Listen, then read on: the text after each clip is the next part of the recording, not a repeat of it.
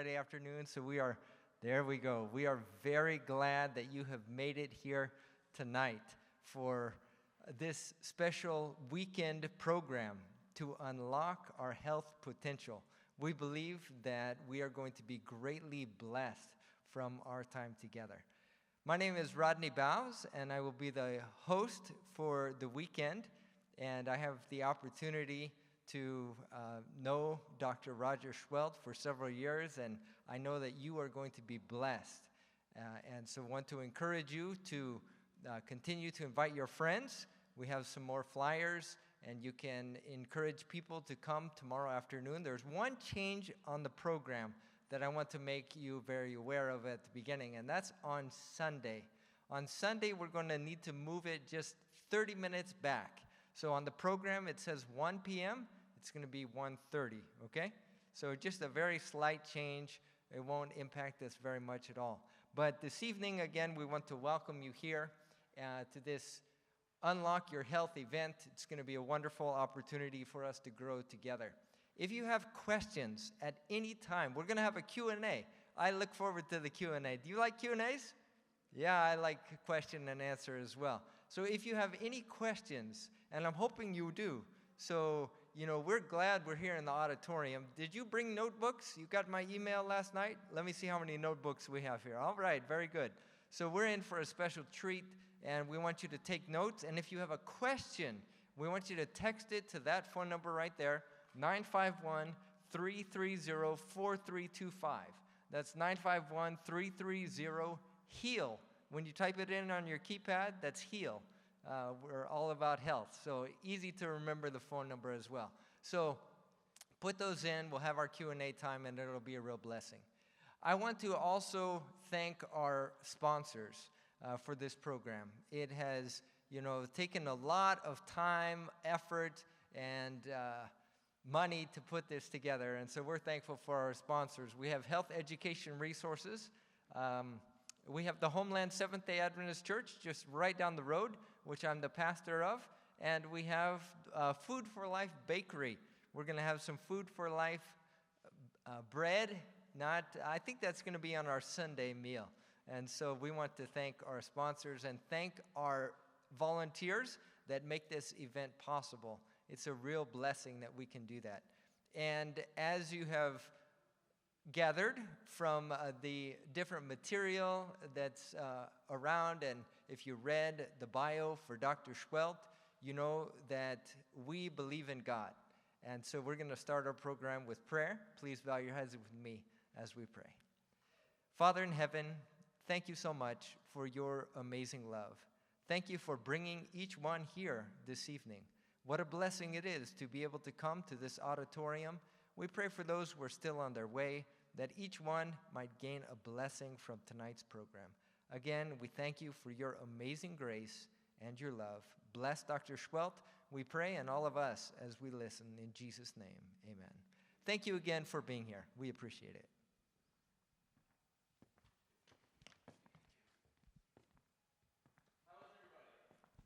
Can you hear me okay? Okay, we got the audio going. Thank you so much for making it out.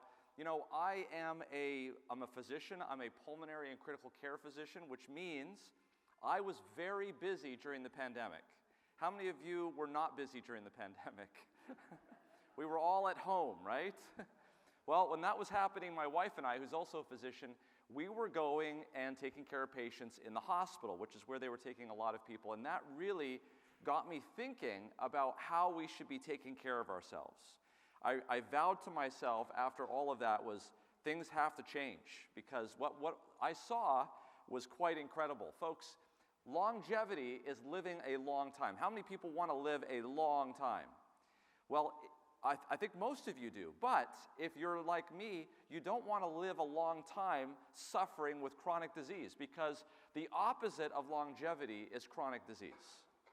If you have any kind of chronic disease, that's going to make, first of all, longevity very unlikely, or it's going to make longevity very painful.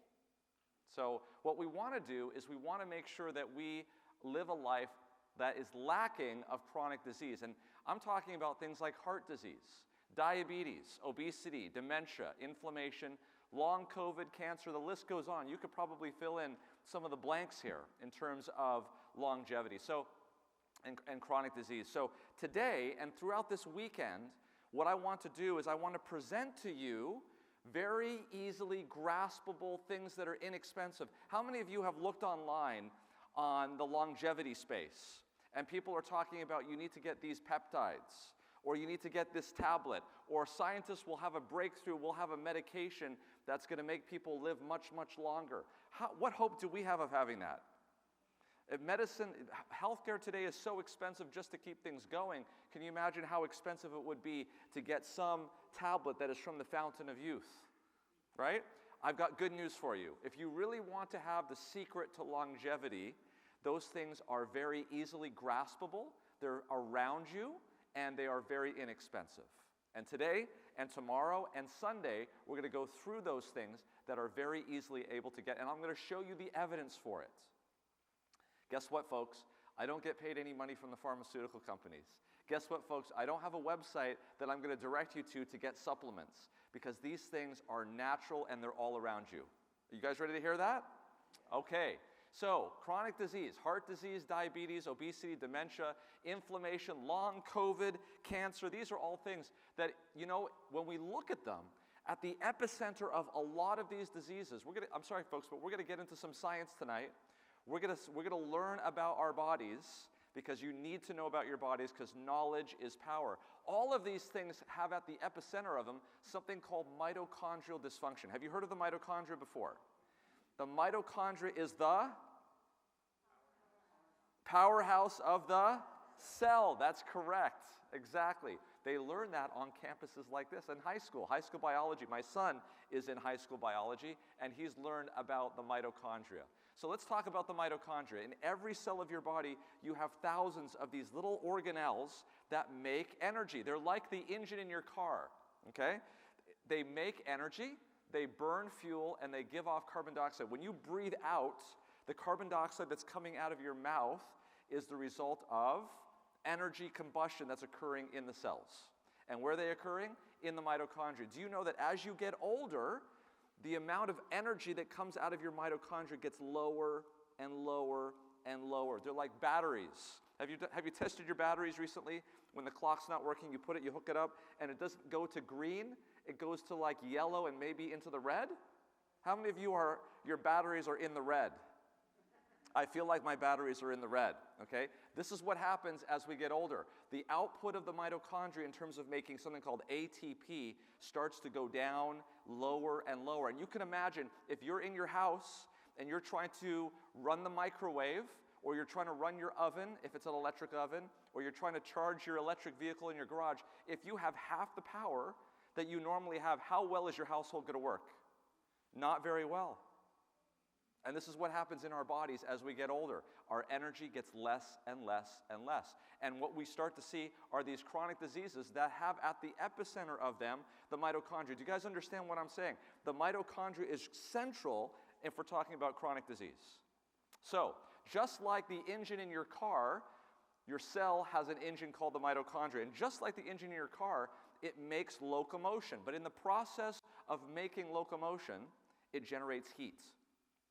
If you don't have a cooling radiator in your engine, if you don't have an oil pan, your engine is going to overheat, and as a result of that, it's going to do what? Seize up and shut down.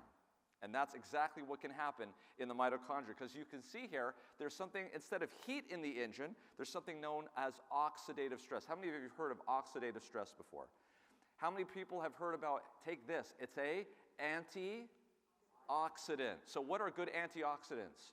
Blueberries, anything with the word berry in it is a good antioxidant, right? But antioxidants help your mitochondria be cool when they're running so that you can run more efficiently and get more energy out of it. That's what your body is trying to do, is quell this oxidative stress. Well, as it turns out, your mitochondria makes a substance right in the middle of it called melatonin. Have you heard of melatonin before? Melatonin is one of the most powerful antioxidants known to man, and your body is already making it right there inside the mitochondria, right where it's needed. Well, the science is now showing that there is a stimulus that can actually increase melatonin production in the mitochondria. And it's the topic of tonight's discussion. It's just one of the many facets of tonight's discussion. Have you guys read the title for tonight's discussion? Okay, so what do you think that thing is? The sun. Absolutely. Infrared light from the sun actually can penetrate into your body, and it can cause the mitochondria to produce high quantities of melatonin, it's found, in addition to other things which we'll talk about. Who would have thought that something so easy to have here in Southern California could actually be so beneficial? Now, I can see the wheels turning already. What about skin cancer? What about damage to the skin? We're going to talk all about that. Folks, this is light from the sun. Light from the sun comes in 3 different varieties. Number 1, it comes in infrared light. In fact, the majority of the light from the sun is in the infrared spectrum. More than 50% of the photons that come from the sun are in the infrared spectrum. How do you interact with infrared light? First of all, you can't see it. It's invisible. But how many of you will go out on a nice summer day with just a shirt on, and you can close your eyes and you can feel which side of the body the sun is hitting? Why is that? That's the heat. That's the infrared light. It's able to penetrate through your clothes. It's able to penetrate deep down into your skin, and it's able to activate your heat receptors. That is infrared light. We're going to talk more about this today. Mitochondrial, cytochrome C, structured water, all of this. Lots of good evidence, and this is a hot, no pun intended, a hot topic in science right now. I'm going to show you papers that were published this year and last year and the year before that people, I bet you 100%, your physicians don't even know the results of those studies. They've learned from medical school, but they haven't been keeping up with the science. The next thing is visible light. We're going to talk more about this on Sunday. Visible light coming into your eye has a tremendous impact on your body. It sets your circadian rhythm up. It allows your body to do all the things that it needs to do. We'll talk more about this on Sunday. So make sure you call your friends in, because we're going to be talking about a lot of interesting things. It also helps with mood. How many of you have heard of seasonal affective disorder? Okay? People who live at very high latitudes, when they get into the wintertime, they hardly ever see the sun. And when the sun comes up, it's usually when they're at work inside. So going for weeks and weeks and weeks without seeing the sun can cause someone to become depressed. And that's because they're not getting the visible light from the sun. Finally, we have ultraviolet light. Now, this is what we all know about, right? We've known about this because scientists very early on figured out that ultraviolet light from the sun makes what in our skin? Vitamin D. And we said, in fact, when we say, hey, I'm going to go outside, I'm going to get some vitamin D. That's right. We've known for years that vitamin D is a very important part of sunlight, but it's only one aspect of sunlight. Folks, if there's one lesson you need to learn tonight, if you think you can get the benefit of sun by opening up a capsule, popping it into your mouth, and then avoiding going outside into the sun, I have news for you. You are missing out. This is just one little sliver. This is what the spectrum looks like. This is irradiance. This is ultraviolet light. This is visible light. And all of this is infrared light. Do you see how much infrared light is coming from the sun? This is an amazing amount of infrared light. So this is me. I'm actually here in the intensive care unit. I'm taking care of a COVID patient, and I am putting in a central line. And this is me during the pandemic thinking about all of these things. Didn't have a lot of time to think about it. But there was something that really intrigued me about why these patients were coming in. Let me explain. Do you guys remember something called the ACE2 receptor? The ACE2 receptor is what the virus attached to get into the cell. Now, that was the receptor for the virus. Do you think that that was there since the beginning of time, just to be a receptor for the virus? Or do you think it actually had a purpose in your body? It has a purpose in your body, and guess what it's supposed to do? The ACE2 receptor is supposed to be an antioxidant. So if the virus binds this protein, which is supposed to be an antioxidant, what's going to happen to the cell?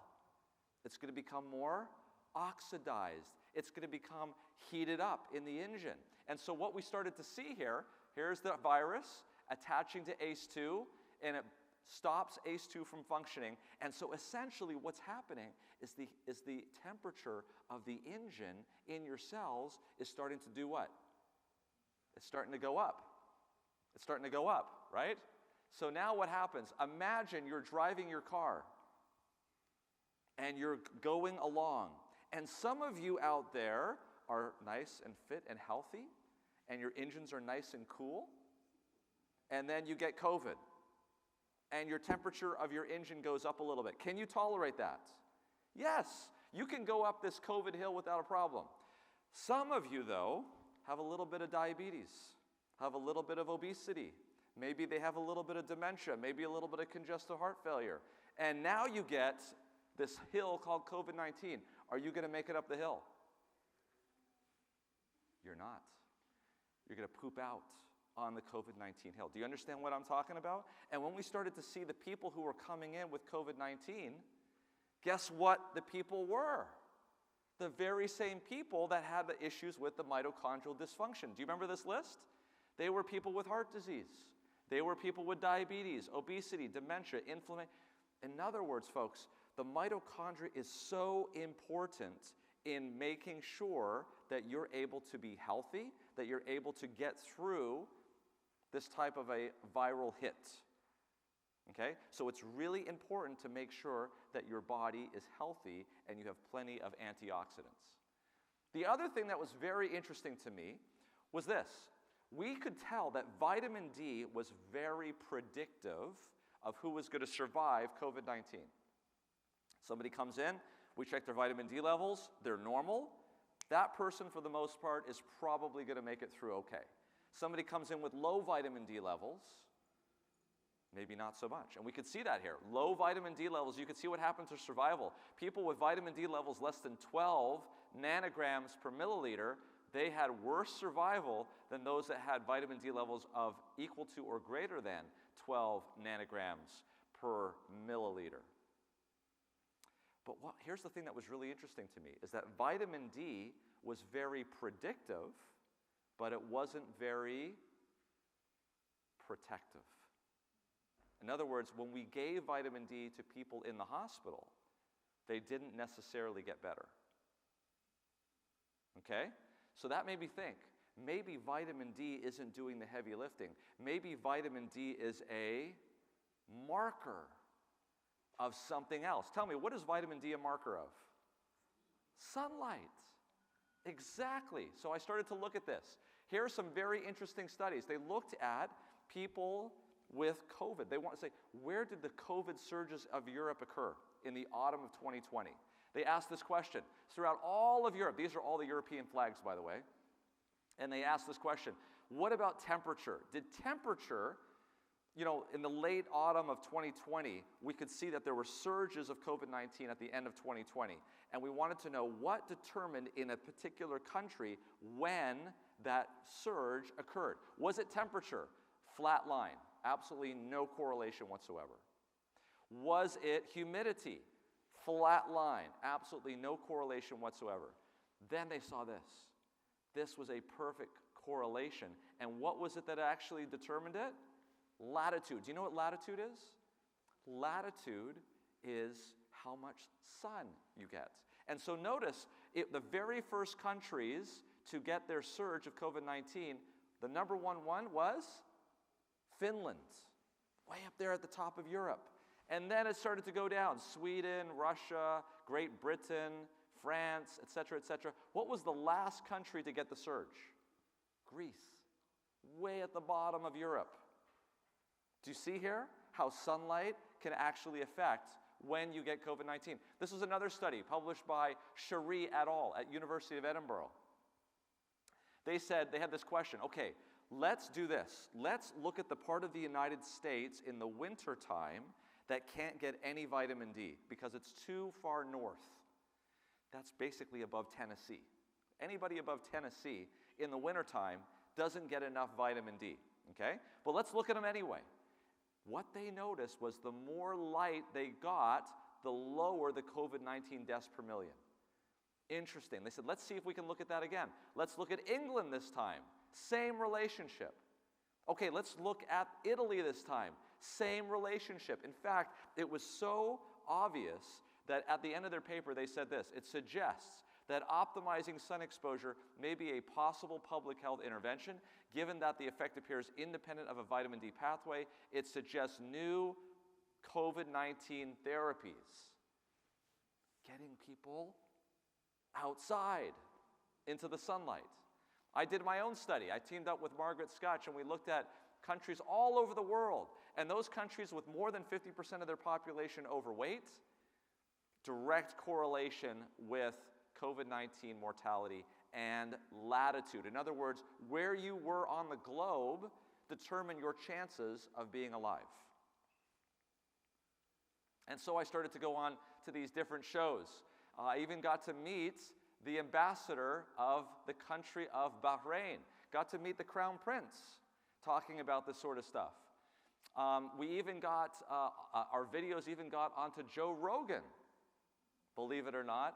And even Elon Musk, I don't know if that's a good thing or not, he retweeted some of the things that we had been talking about.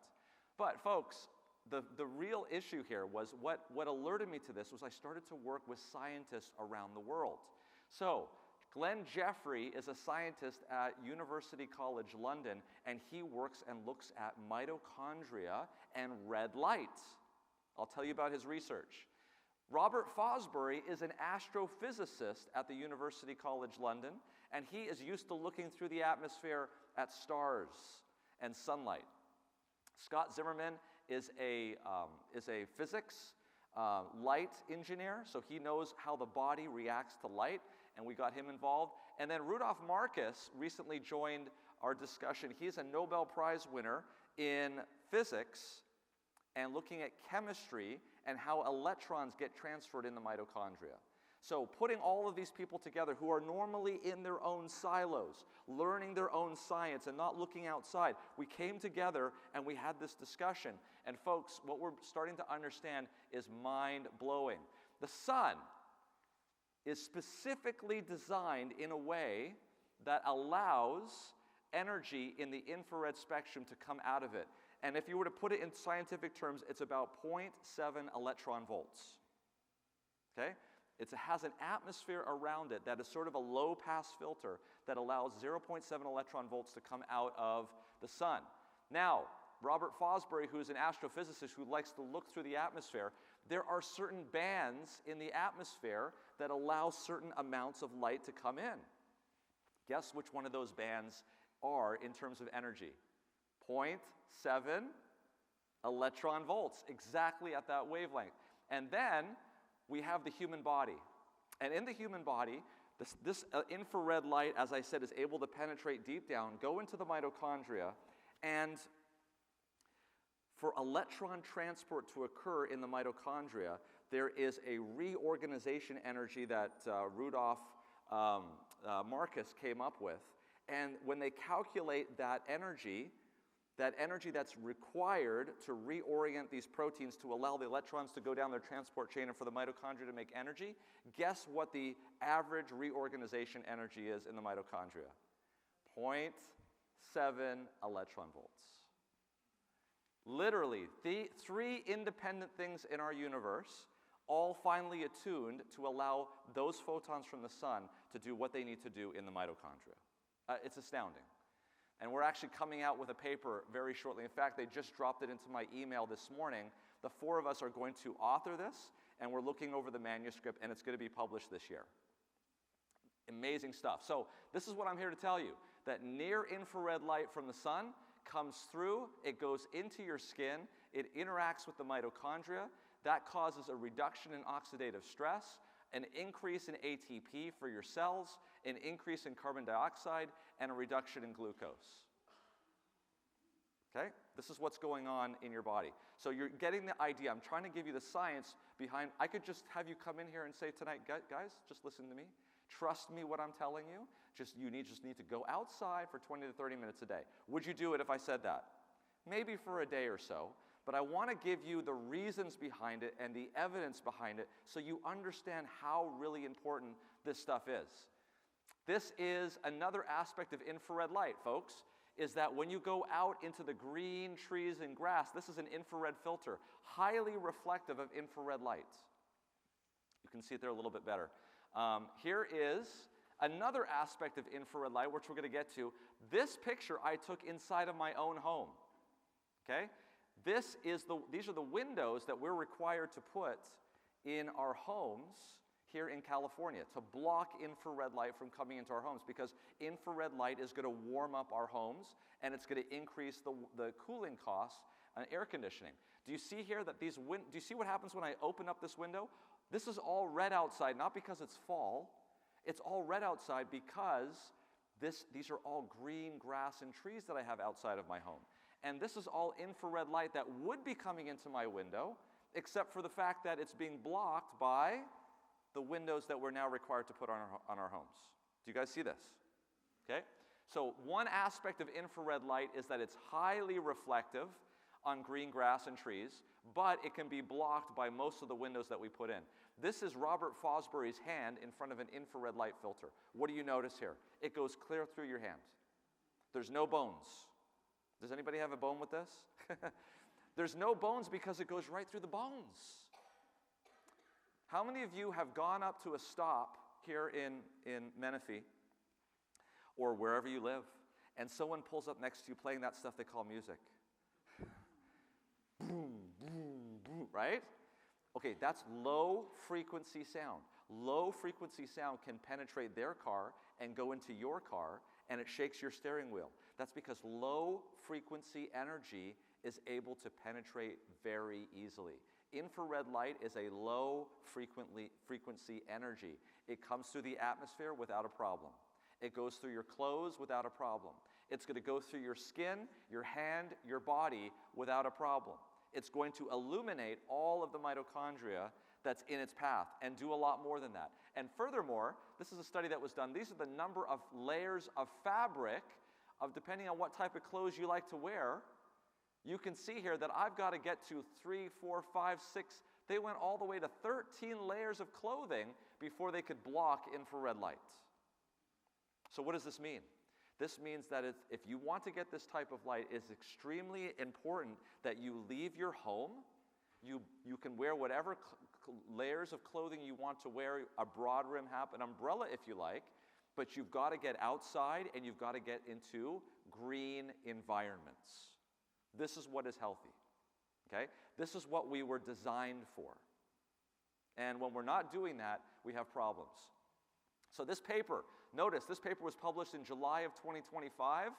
This is in Nature. This is a highly prestigious scientific journal. And what do they say here? Longer wavelengths in sunlight pass through the human body and have a systemic impact which improves vision. Now, why do they talk about vision? Because my guys there, Glenn Jeffrey and Robert Fosbury, are in the Department of Ophthalmology. And vision is highly dependent on mitochondrial function. And as we get older, the reason why our vision gets worse is because the mitochondria in our eyes get worse. Let me show you. They put these people in the sun. They were able to measure in red light coming out the other side of the body. Let me just say that. People have this idea that light is just good for the skin. This type of light is going entirely through the entire body. You're like, how is it possible that the mitochondria in my heart, in my liver, in my gut is going to benefit from me going outside into the sun? Published this year or last year. Okay? So what do? They notice here that the highest amount that went through was around 800. So they took 850 nanometers of light, which is infrared light. You can't see that light. It's infrared. And they gave it to these people, and what did they notice? They gave it to people, they gave it to people without it. They gave it to people head and body, and those with just the body. And they're measuring in the eye. And what did they find? They found that in these two cases, even though the head itself was covered, they were still able to see an improvement in the eye. And this is something else that is just mind-blowing. But when light comes into the body and it interacts with the mitochondria communicate with other mitochondria in the body, even in the path that's not in the path of the sunlight. Do you understand what I'm saying? So it's not like you have to put the part of the body that you want to have healed in the sun, because the mitochondria are all talking to each other. Your body is incredible, folks. You just need to get outside. This is the sunlight that's coming in. These are the cones. These are the mitochondria. There's different types of color blindness. Notice what happened here. At the 850, at the body only, there was still a reduction in color blindness. 100% dropped 9% when they did the whole body, 5% when they did just the body only. Here, with this type of color blindness, it went from 100% down to 16%. That's a great improvement when they did the head and the body. When they did the body only, it still dropped. What is this telling you? Infrared light is very beneficial. Now this is, notice here, I want you to notice, this is infrared light at one particular wavelength. When you go outside into the sun, are you getting just one wavelength of infrared light? You're getting a whole swath. We now know that that is actually better. Because when they repeated this experiment with a broad range, like what you would get in an incandescent light bulb, which are now illegal to get, they noticed that it was a much better improvement. Okay? Here's a same group. They gave people glucose. We're talking about diabetes, folks, right? So they gave them 75 grams of glucose.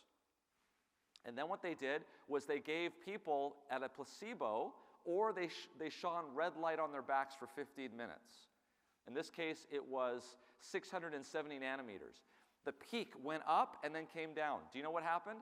Those that got red light had a lower peak because they had higher metabolism, and they knew this because those people that got the red light had higher CO2 levels because they're breathing off the results of the metabolism. Red light, specifically red light, infrared light, long wavelength light from the sun is very beneficial for your metabolism. When you come into a room like this, when you go into your house currently today is perfectly designed to eliminate this very precisely type of light. It's not coming through the windows. We've replaced all of our incandescent bulbs with LED, which are visible only, and we're staying in our homes because we've made them so comfortable with all of our devices and all of our screens that who would want to go outside? There's mosquitoes outside, right? It's too hot. It's too cold. We want to see this program. We want to see that. Do you see what I'm saying? We were designed not to be inside that long. We go to work. We come home in our car. We park it in our garage. We go to bed. You understand what I'm saying? We're going to get more into this. Just this thing alone, what we're talking about right here, could have a tremendous impact on our health. We say, why are we so diseased chronically? It's because this is what we're doing, and we don't even understand what it is that we're doing. How fast can this work? You say, Dr. Schwell, you've convinced me. I am going to go into the sun. How fast would I expect to see changes? Okay, here's a study that they did at Oxford. And what they did was they drew blood around the ear, and they found out, they looked at the weather report for the previous 7 days. What did they find? They found that by the hour, the more sun there was in the previous weather report, the more likely these people were that had their blood draw were to have increased insulin sensitivity and decreased triglycerides. If you guys are going to go to your primary care physician here in the next week, get outside in the sun, you're going to have some great labs coming back. Okay? All right.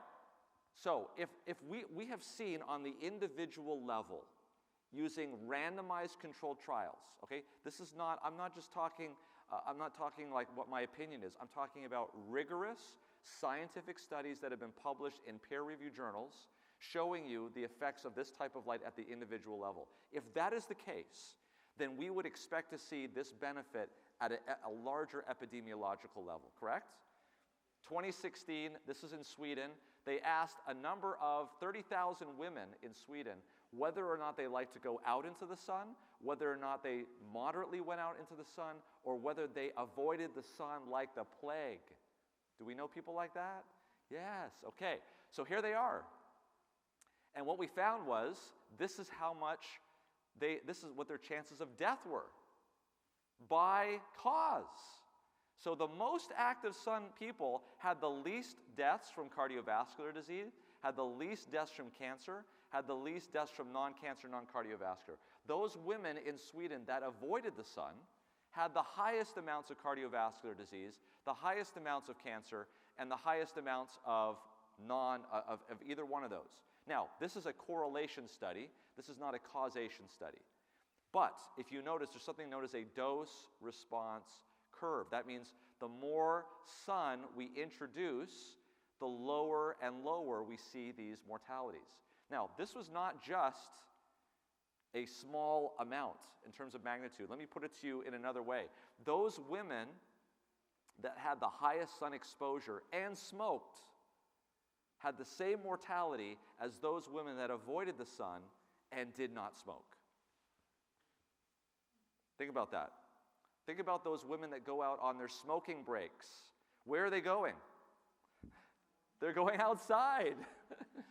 They are neutralizing the bad effect of smoking by going outside, and the women who are not smoking are staying inside. We have an equal situation here. What we need to do is we need to go outside and have our non-smoking break outside. Do you understand what I'm saying? Okay?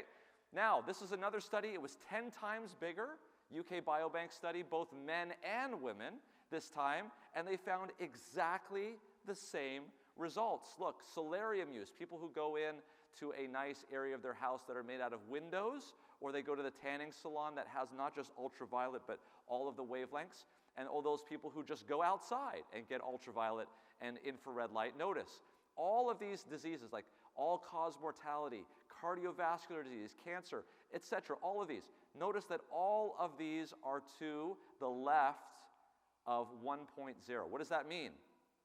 That means that whether or not you're going outside or you're using solarium, you're going to reduce everything on this page. All-cause mortality, cardiovascular disease, cancer, etc., etc., etc. Even cancer went down.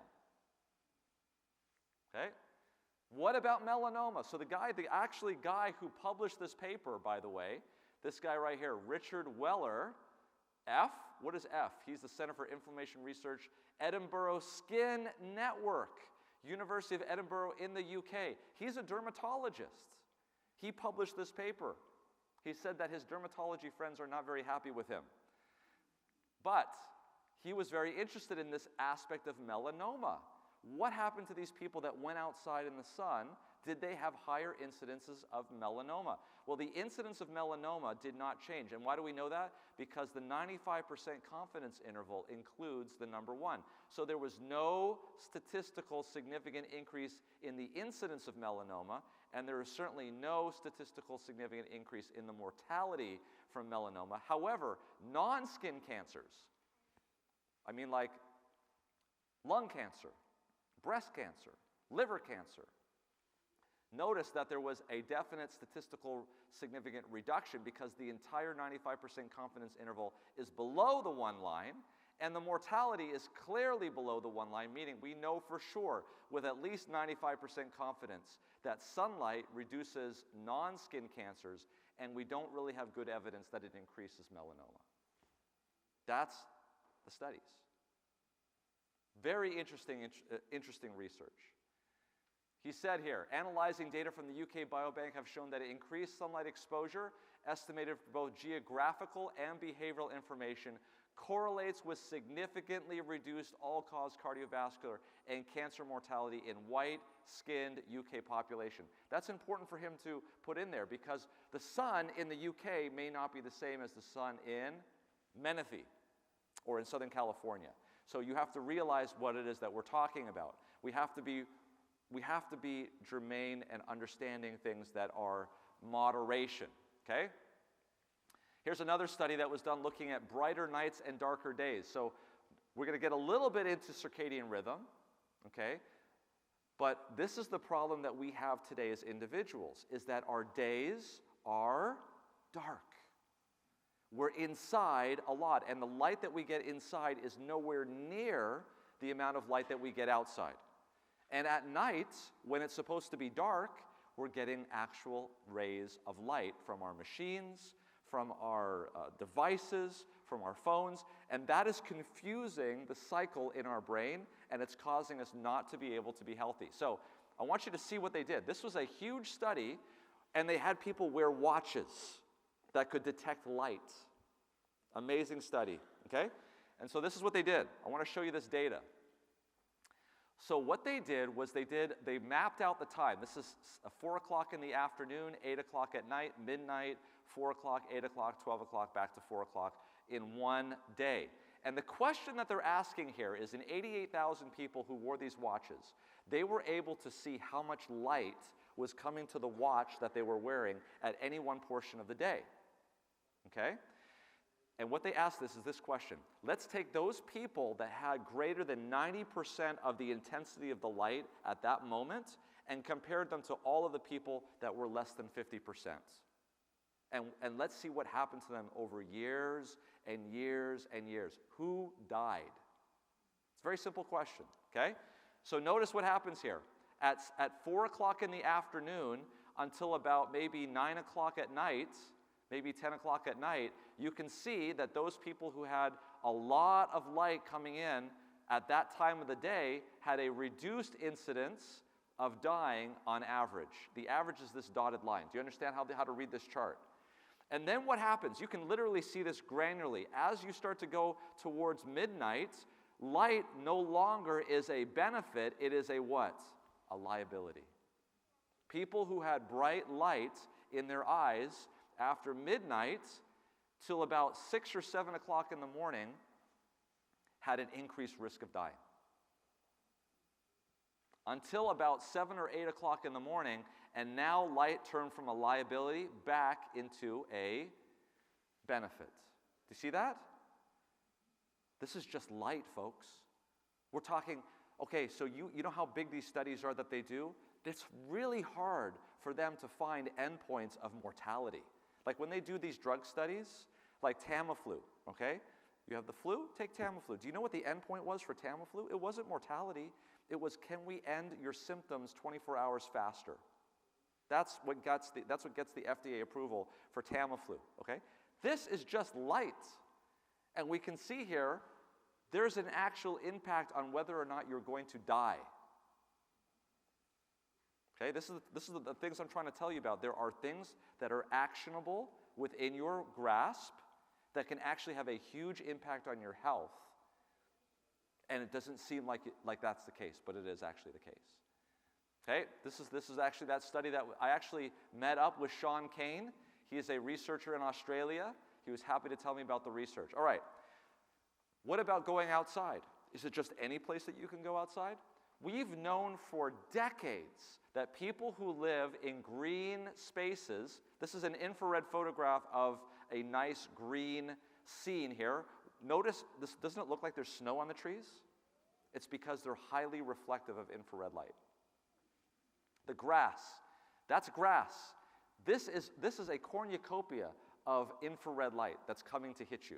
You're getting a lot of infrared light from the sun, but if you are there in a green space, you're getting a lot more infrared light. This is very beneficial, and we've known for decades that people who live in these type of spaces have a 28% reduction in diabetes, have a 16% reduction in cardiovascular mortality, and have a 31% reduction in overall mortality.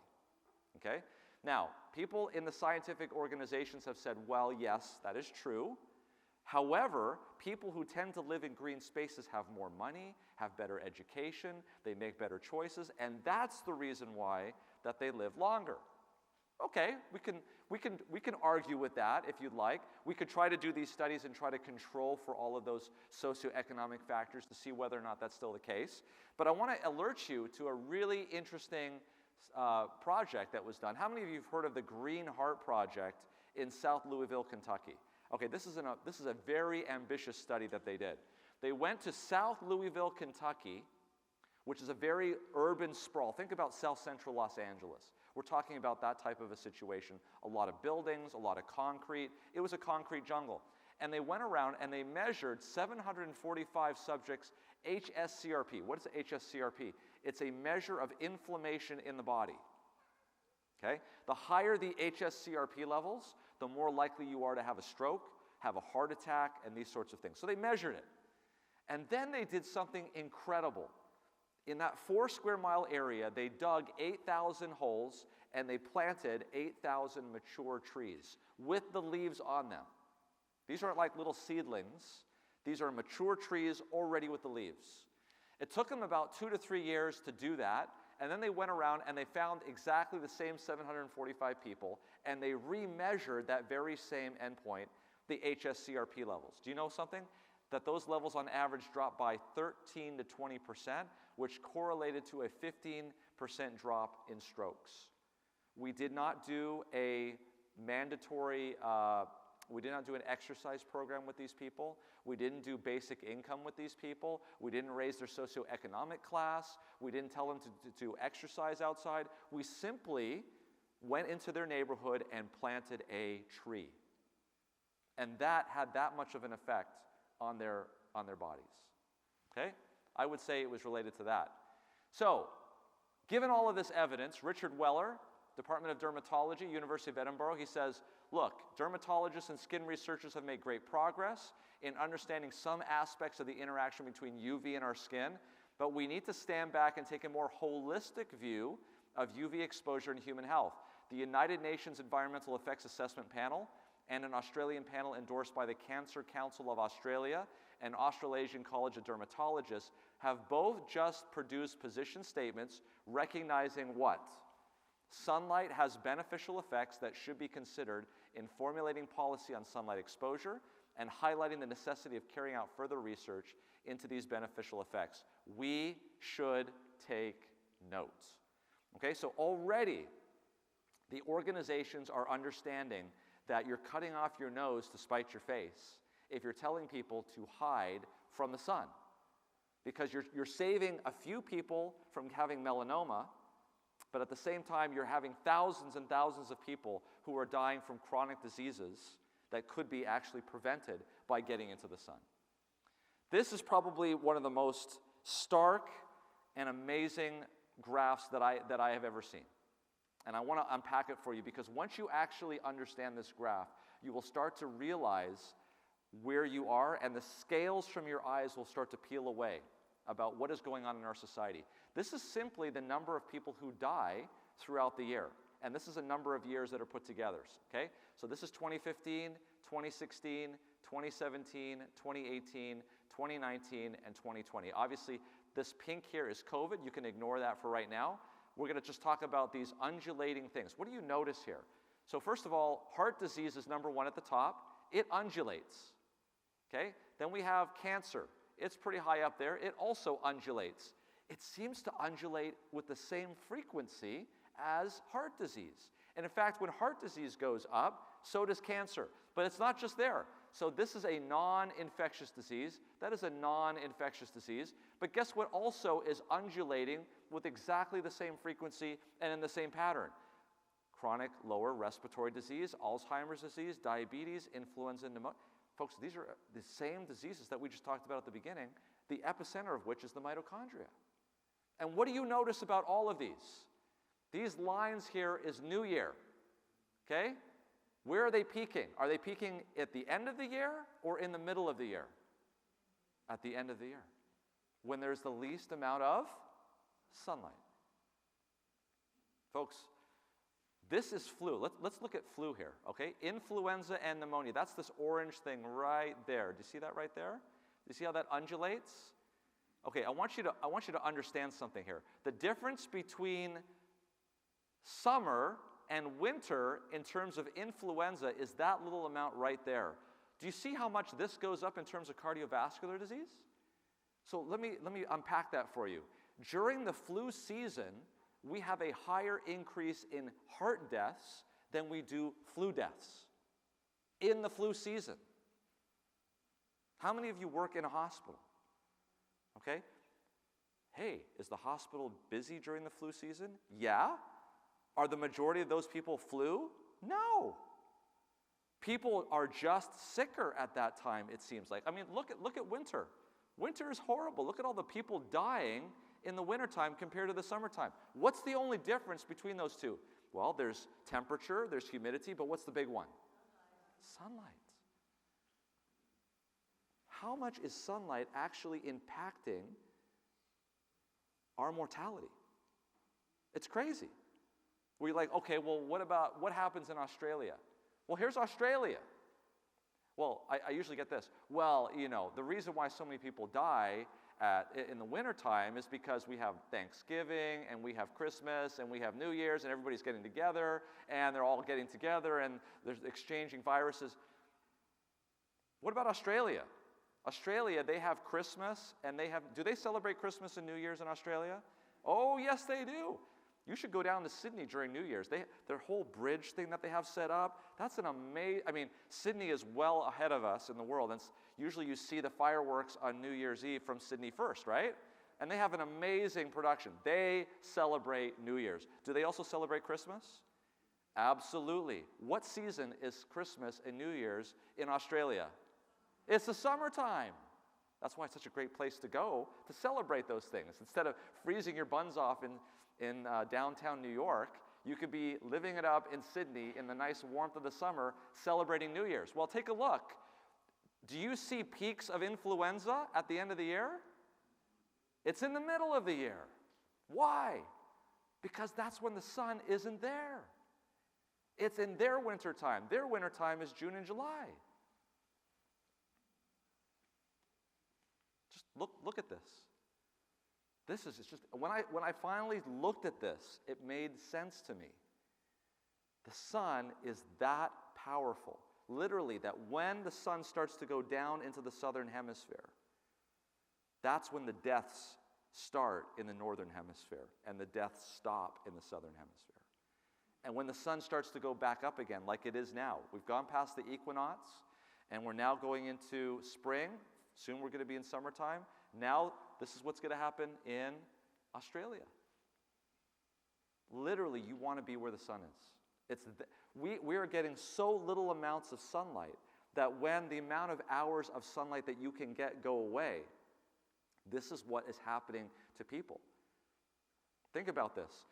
In the summertime, when you go to work between the hours of 9 and 5, okay, let's say it's 8 and 5. Let's say you've got to drive somewhere, and let's say it's 7 and 6, okay? In the summertime, is the sun up before 7 o'clock in the morning? Absolutely. Is the sun still up when you come home at 5, 6 o'clock in the evening? Absolutely. You're going to get that sun. What happens in the wintertime?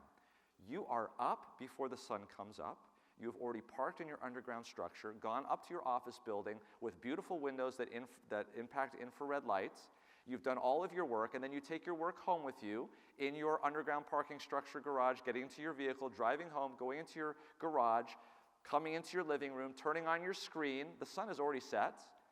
This literally goes for weeks and weeks and weeks, and you never see the sun except on the weekend, and that's not enough. This is what's happening to us. Sunlight is so important. Okay? This is the United States influenza.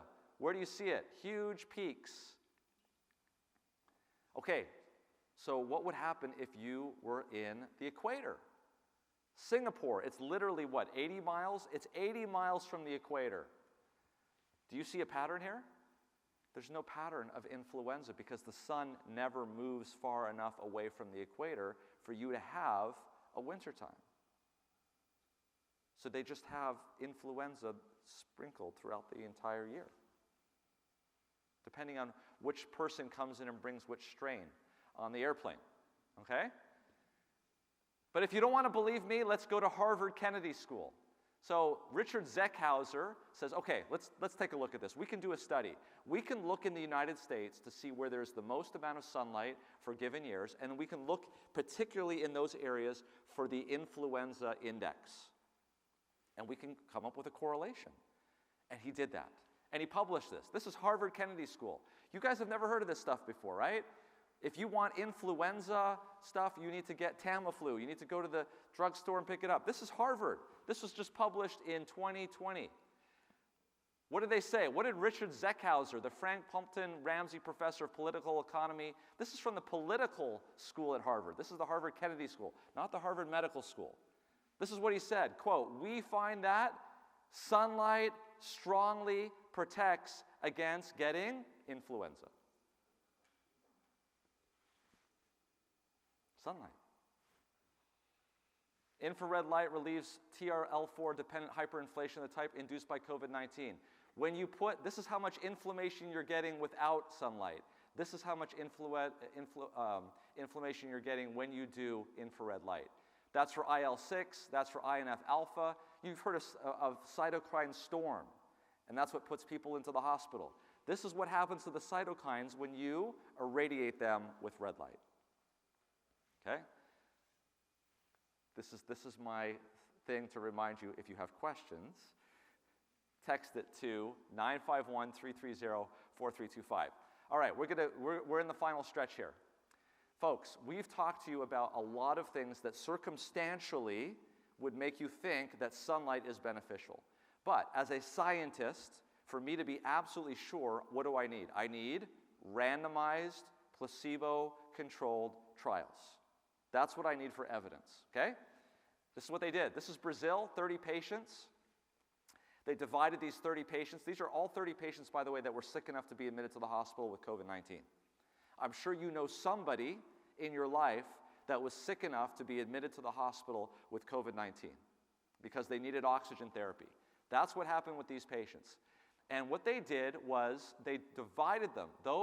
They made this jacket with LED lights on the inside that produced infrared light. And they put it on everybody, but they only flipped it on for those people that were in the study and were randomized to get LED at 9:40. For how long? How long every day? 15 minutes. And how many days did they do it for? We're not asking you to be like sun worshipers here. We're not asking you to be the people at the beach that are laying out. This is what you need to do. We're saying outside, 15 to 20 minutes every day, once a day. That's what we're asking for. What happened to these patients? This is the jacket. This is the actual jacket that they used. This may look familiar to you. These are the LEDs at the end of your remote control. So the next time you are sitting there and you're going to turn on the TV, look at that remote control and look at that little LED light, and you should be getting that LED light, but you really should be getting outside and turning off the TV. This is the jacket that they made for them, and I want to show you what happened. Okay, this is just amazing what happened. First of all, for those of you who are not familiar with scientific stuff, this means these p-values that are so tiny means that that's the chances that the differences between these two was just there because of chance.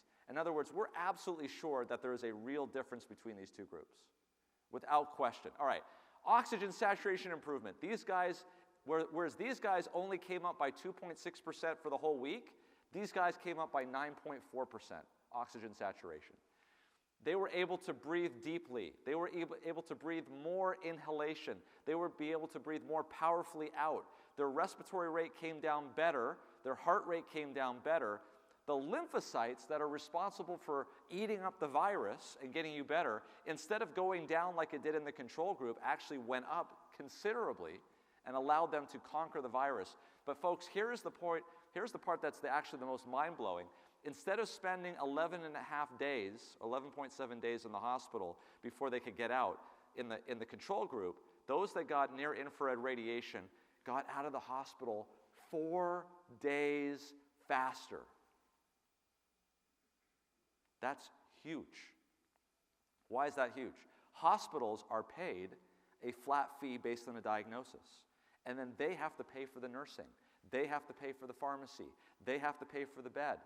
If hospitals understood that getting patients outside into the sun was so beneficial that they could cut down the hospital admission rate by 30%. This is the reason why when people go into the hospital, as soon as they get into the hospital, the case manager is there telling them how they're going to get out of the hospital.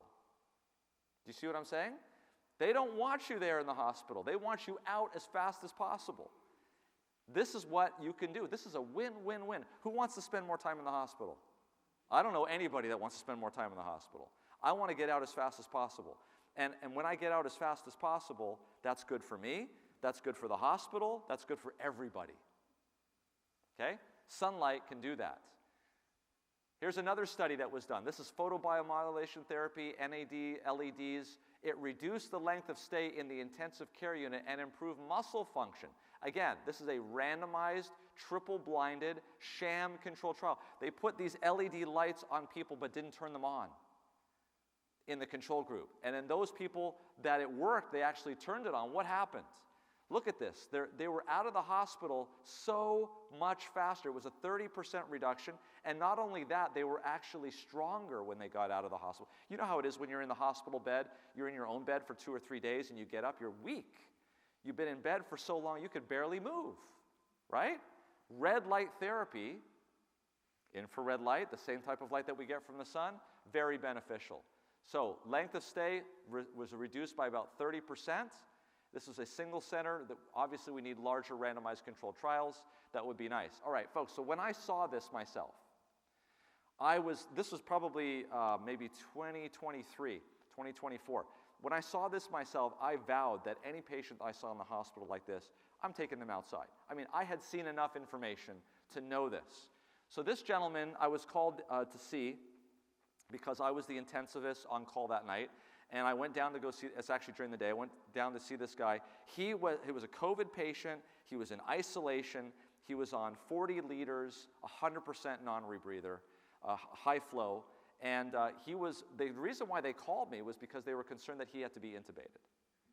I walked into his room with my gown on and mask and all of this, and he was there. His daughter was sitting next to him in the room. The room was pitch black, and his first words out of his mouth to me is, "Doc, how much time have I got?" It was depressing. And I said to him, no. This is not going to go. We need to. So I went out of the room, talked to him briefly, but I went out of the room, talked to our charge nurse, Peter, talked to Kim, the respiratory therapist. We figured out a way of getting a couple of oxygen tanks together so that they could bleed into each other and then give him enough oxygen so we could get him into a wheelchair and wheel him outside into the October sun. This is actually the actual photograph. I got his permission. This was just here over at San Gorgonio Hospital. This is his daughter. I have permission to use this. This is his daughter. This is the respiratory therapist, Kim. This is Peter, the charge nurse. This is the patient. And he's sitting there. He did not want to go out. He was depressed. But later he told me it was my enthusiasm that actually got him up into the wheelchair. I was enthusiastic because I knew the studies. He didn't know the studies. Well, wouldn't you know? Let's go back to what happened. So this was here. He came into the hospital, 4 liters of oxygen, 10 liters oxymizer, 10 liters of oxymizer. This is where I saw him right here. 35 liters, 100%.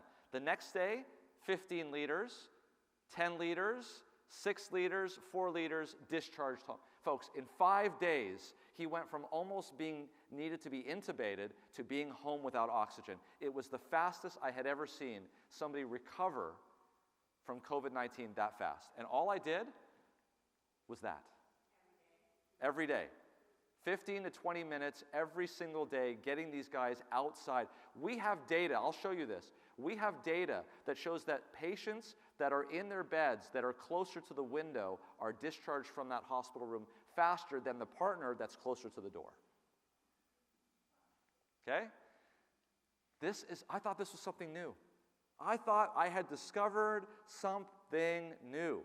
Folks, this is the first mistake that you make. When you think that you have discovered something new, the human race has been around for a long time. How many of you in here are nurses? Who is credited as being the founder of modern nursing? There she is, Florence Nightingale. She was named Florence because she was born in Florence, Italy, to 2 parents that were very well-to-do British nationals. And the last thing they wanted their daughter doing was nursing. Nursing was not the career that it is today. It is not the noble career that it is today. It was something that the underclass did because they had to go around and be with all of these untouchables. Nevertheless, Florence was not deterred. She studied, and she was very highly instrumental in introducing cleanliness, hand washing, sunlight, fresh air during the Crimean War, where these British soldiers were being hospitalized. They got to the point where there were so many of these British soldiers that they had to move them outside the hospital. You think what a tragedy that was. No, it was actually something that allowed them to see something that they had not seen for the first time. Florence Nightingale is the woman that is known as the lady with the lamp. She would go around to each patient. She did not have all of the accoutrements that we have today. She did not have the echocardiogram. She did not have the CT scan. She did not have all of these scientific things that we have today. But what she did have was her 2 eyes and her ability to observe. And that is something that is very important. And this is what she said in the 1850s, well over 170 years ago. She said, "Of all the remedies I have used or seen in use, I can find but one thing that I can call remedial for the whole disease, and that is a profuse supply of fresh air. Second only to fresh air, however, I should be inclined to rank light in importance for the sick. Direct sunlight, not only daylight, is necessary for a what?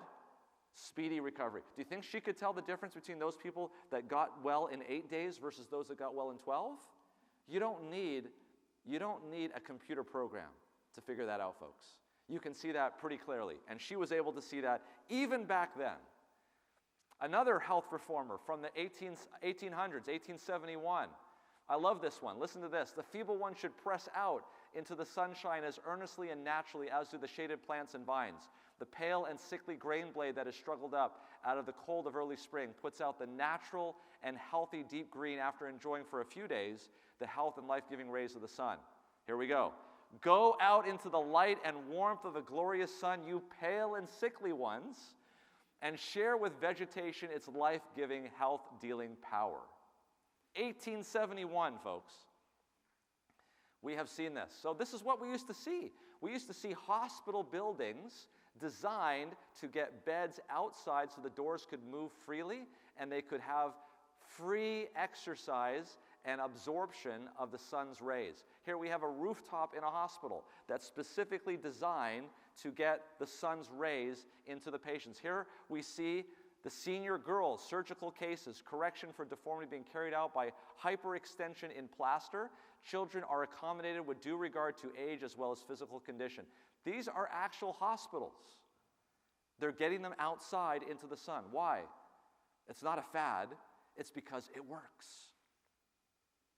Recovering from surgery, getting a hospital room with a view may be beneficial. Researchers have found that patients' hospital rooms might affect their outcomes after surgery. For example, having a window in their room was associated with a faster recovery after surgery. Folks, we have dozens of studies that show exactly the same thing.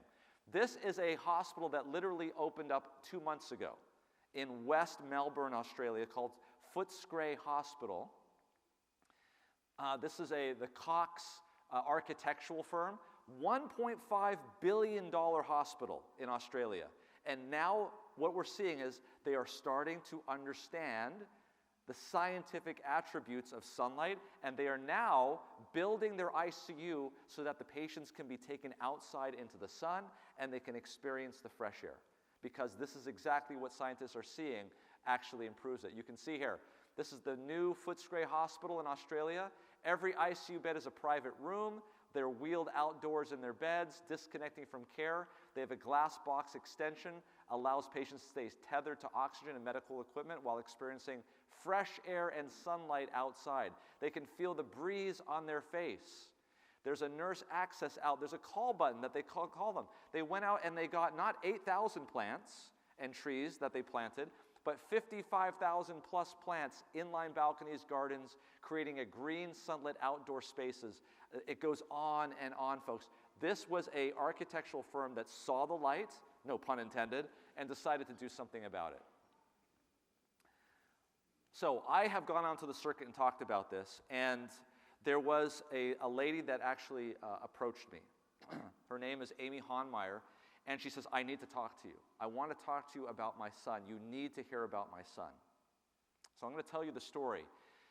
So her son was a 15-year-old, and by the way, I have permission to tell you this story, and I have seen his medical records myself. So I'm not going off of what she has just told me. She sent me the medical records. I have reviewed the medical records, and I actually have the images. And what I'm telling you is absolutely true, and I have verified it to date. Okay? 15-year-old Caucasian male, diagnosed with B-cell lymphoma in September of 2023, started chemotherapy. In June of the next year, in 2024, he came down with an upper respiratory tract infection and had to be admitted to a highly tertiary care center in the Midwest. He didn't know it at the time, but he had a very dangerous, flesh-eating fungal infection of his left lung because of the chemotherapy that he was on. He started on very powerful antifungal medications, amphotericin B and posaconazole. The bronchoscopy revealed a fungus ball. CT scan showed consolidation. Basically, exactly a month later of being in this hospital, he had to basically be transferred to the adult side, where a cardiothoracic surgeon had to remove his entire left lung because it was completely involved with this flesh-eating fungus, and he was not improving. Extubated, brought back to the OR for dressing changes. At the beginning of July, he started to have an increase in the white blood cell count.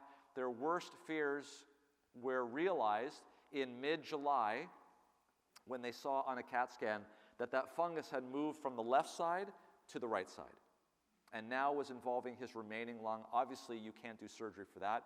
He was requiring non-invasive ventilation called BiPAP. You may have heard of that before. And this is what his CT scan looked like. This is a family conference that they brought together. You can see here that this is a cross-section of his chest. It's like you're cutting right through like this. And you were to open it up and you were to see his lung. This is his left lung. It's just full of fluid in there because there's no lung. That's why it looks like that. And it will look like that forever because the lung will not grow back. This is his remaining lung, his right remaining lung, which is on the left side of the screen. And you can see here, wherever it is white, that is all infection, all infection. Here, you can see at the bottom is the only lung that's normal that he's actually able to breathe through. So he's completely lost his left lung. His remaining right lung is still working a little bit at the bottom. They come to him. The doctors come to him. They're very distressed because there's nothing they can offer. He's already on maximal medical therapy. Doing ECMO, intubating him, or taking out his lung obviously is not going to get him anywhere.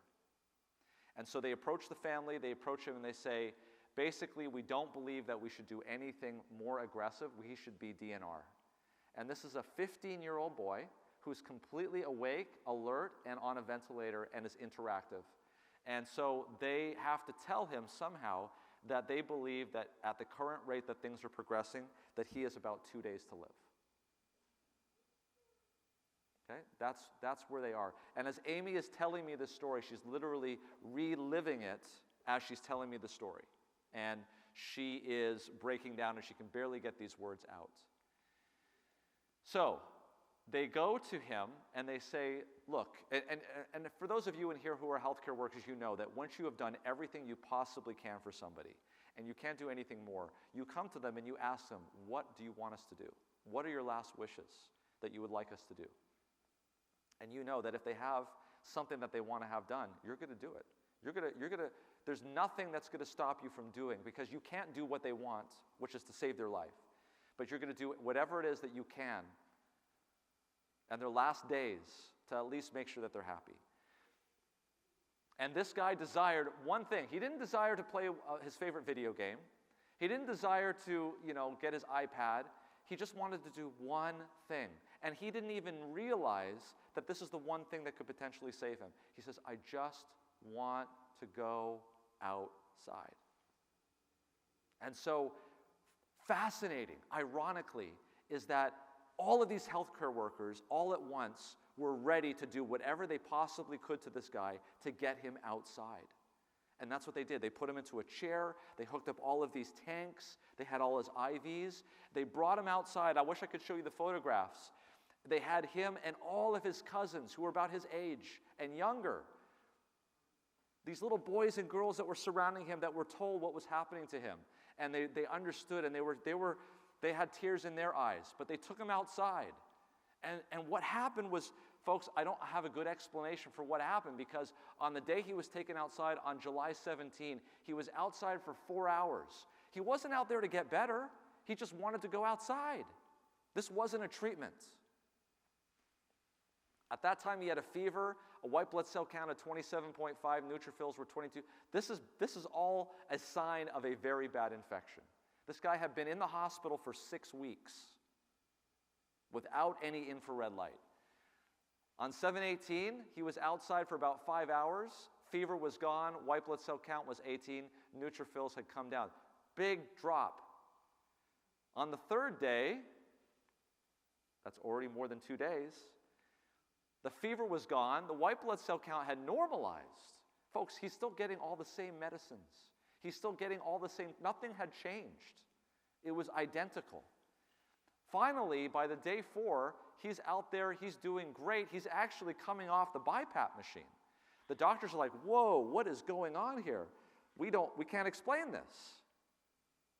We need to get a CT scan. And so she tells me, Amy says, they all get into the room. After they do the CT scan, they're all in the room, and they're pulling up the scan.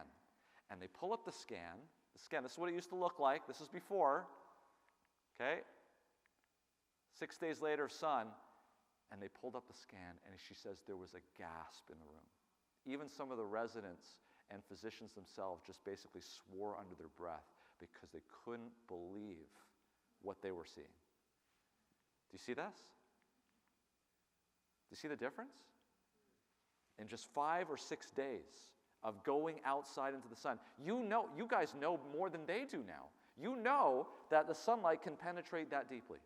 You know that that infrared light can shut down inflammation. You know that that light can actually make changes literally within days in the mitochondria. You guys know that. I just showed you all that. You guys know the randomized controlled trial from Brazil that showed that COVID patients that got 15 minutes of sunlight once a day for 7 days left the hospital 4 days faster. You guys know that. They don't know that. This is not in the literature. Folks, in October of that year, he was discharged home. This is him in October. There's not a trace of the disease anywhere. This is October of 2024. I just talked to Amy last month. Henry, her son, finished chemotherapy. He's disease-free. He already had his Make-A-Wish. He's home. He went from 2 days to live to now living life. It's amazing how the difference between a death wish and a last wish can be. Because that's what happened. He went outside. This is what's happened to us, folks. I want to show you this red bar in the 1800s is the amount of infrared light we were getting as the human race at that time. In 1950, it was this because we were outside 25% of the time. Now we're outside 7% of the time we're outside now. And we've adapted because of the pandemic, right? We have Zoom calls. We don't need to go outside. We got DoorDash. We don't need to go get food. We can bring everything to us. Everything can come to us. There's no reason to leave your home anymore. It's comfortable. You have electricity. You've got Amazon. Exactly. Folks, this is what happens with LED. So here's the sun is this one right here. The sun, look at this. Nice visible light, and then it goes well out into the infrared spectrum, okay? Incandescent bulbs that we used to have in our homes comes out here nicely into the infrared. You know what scientists call this? Wasted energy. This is energy that's running in your bulb that's not producing a lick of visible light. And so what do? Is they invent a 3000K or 27K, 100K LED, and all of the energy is now crowded into this visible spectrum, and there's no wasting at all. That's what we have in our homes. And we've just showed you that it's this type of light right here that is actually the beneficial type of light. So if you stay in that environment, think about it this way. Processed food is not good for you, right? That's processed light. What about windows? You can have different types of windows. There's high solar, low E gain. That lets a little bit of infrared light in. There's moderate solar, low E gain, and then there's low solar. This is the ones that you pay a lot of money for so that you have no infrared light coming into your homes at all. And you can keep the room nice and cool and not spend a lot of money at all. Look, folks, this is the rules of living. Here's the key. I'm not telling you to go change your windows. I'm not even changing you to go change your LED bulbs. You can put a couple of incandescents there if you like. What's the key. You got to go. Thank you. This is a EPA study that was done in 1990. Okay, I remember 1990. My mom is in the audience. She used to say, "Come home when the Street lights come on, right? Even then, we only spent 7.6% outdoors. Do you think kids today spend 7.6% outdoors? This is what happened to the amount of time out of home, okay? Here we go. What's happening in 2003? It's going down. It's going down. We're spending less and less time out of the home. And then what happens? Boom, cliff, pandemic. We fall off the cliff. And that's when we learn all these behaviors. DoorDash, Zoom, Amazon. There's no reason to go outside your home, right? Stay inside your home, right?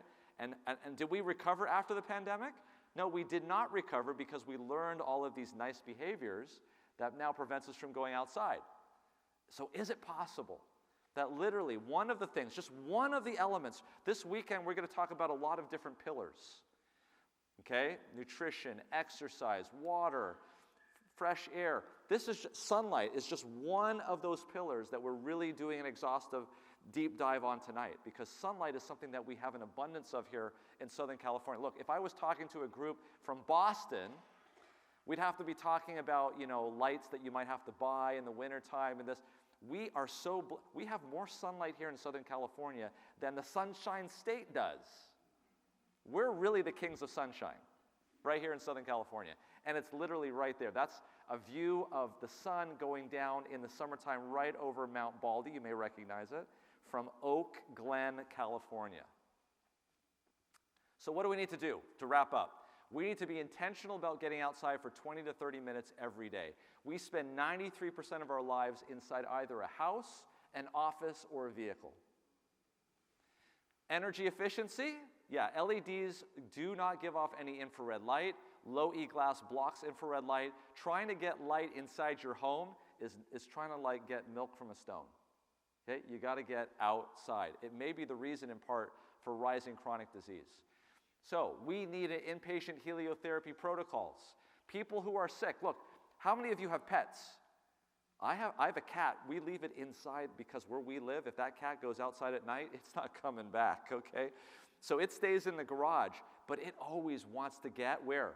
Outside. And when it can't get outside, when the sun is streaming through the window in the door, guess where the cat parks itself? Right in. The animals know. The animals know what they need. So even vent patients, length of stay, finances, beds, all of this stuff for those of you in the healthcare industry. So folks, all of this to say that if you want longevity, the opposite of longevity is chronic disease, okay? So some of you here have chronic disease. Some of you know people with chronic disease. So if you see chronic disease lurking in your home, I want you to look at it straight in the eye, and I want you to say, I want to take this fight outside. Thank you very much.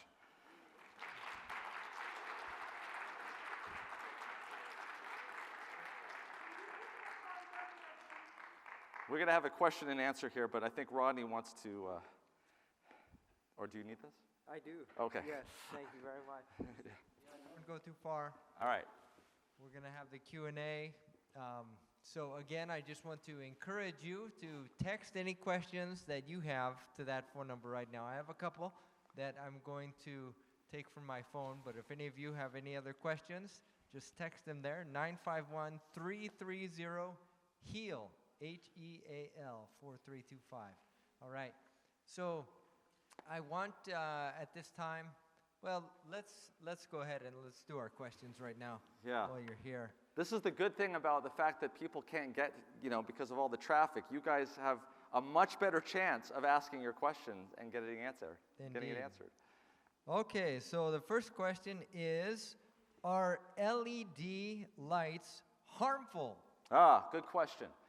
So there was a study that was done by Glenn Jeffrey, where he took, in his own university, this is University College London, there was I wish I could show you the study. I have it on another presentation, but if you can imagine with me, there was an office building. And this office building was wrapped with these types of glass that blocks infrared light. And the entire office area was illuminated with LED lights, okay? So what he did, because Glenn Jeffrey is in the Department of Ophthalmology, his surrogate marker for measuring mitochondrial function is looking in the eye for color blindness, as I'd already showed you. So he repeated the study, and this time what he did was, at certain stations around the office, he put in just a regular 60-watt incandescent light bulb. Okay? Incandescent light bulbs give off in the infrared spectrum. And so he monitored these guys over the next few weeks. And he took these people in, and he measured in their eyes their ability to see and differentiate color. Those people that were sitting at their desk with the screw-in, LEDs everywhere, but with just the one 60-watt LED bulb at their desk, had much better color discrimination, and therefore better mitochondrial function. So the answer to your question is are LED bulbs harmful for our health? I would say, to the effect that incandescent bulbs could make you better, the assumption would be there that the answer to that question is yes. Now, I want to say one other thing really quickly. There's another person that did an experiment that was very similar to that, where instead of using an incandescent light bulb, they used a infrared LED that was at a particular wavelength. And this is going to get to, I think, to a lot of the questions out there. You may have a red light this or a red light that, or should you go get a red light the other? This is what they're finding is repeatedly over and over again. And I'm in direct communication with Glenn Jeffrey on this, and he's told me this over and over and over again.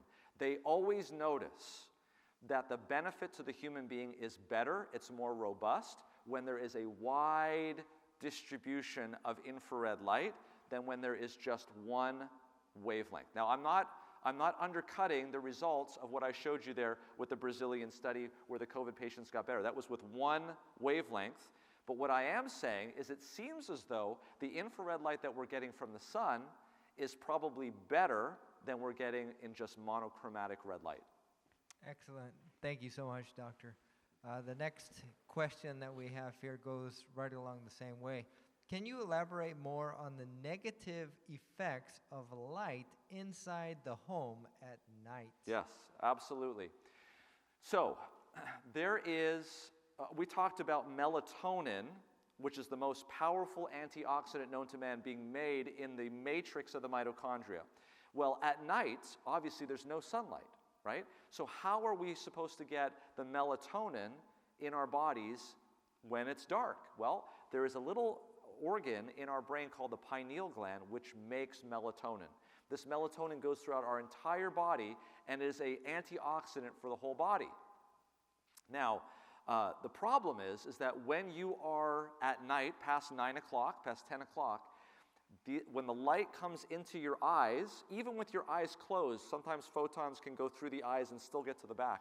When there is light that's going to the back of the eye in your home at night after 9 o'clock or 10 o'clock at night, it's going to send a signal to the back of your brain or to the middle of your brain, and it's going to shut down melatonin production. It doesn't take much to shut down melatonin production. So in other words, again, light at night shuts down beneficial melatonin production. Let me tell you an interesting study that they did. They looked, Rodney, at patients who were unfortunately blind. They were blind because the nerve was severed from their eye to the rest of the brain. Now, that's usually an unfortunate situation. But what's interesting is that when that area is severed, that means that light at night can't get to the back there and shut down melatonin production. Do you know that people who were blind in that nature had a 30% reduction in cancer in those patients? And we believe that melatonin, a very powerful antioxidant that is supposed to be secreted at night, when you expose your eyes to bright light, it dampens that or even shuts it down. And that is very important in terms of cardiovascular disease, in cancer fighting, and a whole host of other immunological issues. Absolutely. That's fascinating. Really, really amazing. All right, here's another one. You talked about the importance of green spaces and the infrared light that was reflected. What about the desert that doesn't have trees or grass? What about those areas? Does the not as sand much. count? Yeah, so not as much. But you know, there's something that's very interesting about this, and you'll find this very interesting. They did a very interesting experiment with mice. Now, stick with me on this. They made this plate, okay? And this plate was a hot plate. And they were able to turn, it wasn't so much that it would burn the mice, but if they were to step on the hot plate, they would decide that this is not a very good place to put my foot, and they would take it off, okay? So, and it was because of the pain of them touching the hot plate. So this is how they designed the experiment. And then they decided to shine different colors of lights.